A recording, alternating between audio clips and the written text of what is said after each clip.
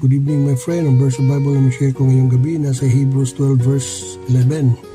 We do not enjoy being disciplined. It is painful, but later, after we have learned from it, we have peace because we start living in the right way. Ang mga magulang, dinidisiplina nila ang kanilang mga anak para maging matatag, para matuto, para marunong lumaban sa buhay at higit sa lahat, para magkaroon ng respeto sa kapwa. Ganon din ang ating Diyos Ama.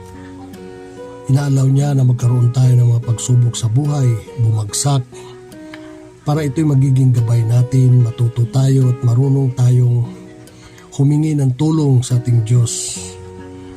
Dahil isipin natin, talalahanin natin na wala tayong magawa pag walang Diyos sa ating buhay.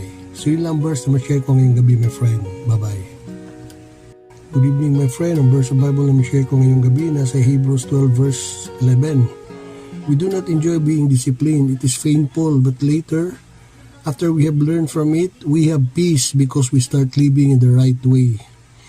Ang mga magulang, dinidisiplina nila ang kanilang mga anak para maging matatag, para matuto, para marunong lumaban sa buhay at higit sa lahat, para magkaroon ng respeto sa kapwa.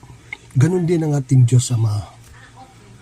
Inaalaw niya na magkaroon tayo ng mga pagsubok sa buhay, bumagsak, para ito'y magiging gabay natin, matuto tayo at marunong tayong humingi ng tulong sa ating Diyos.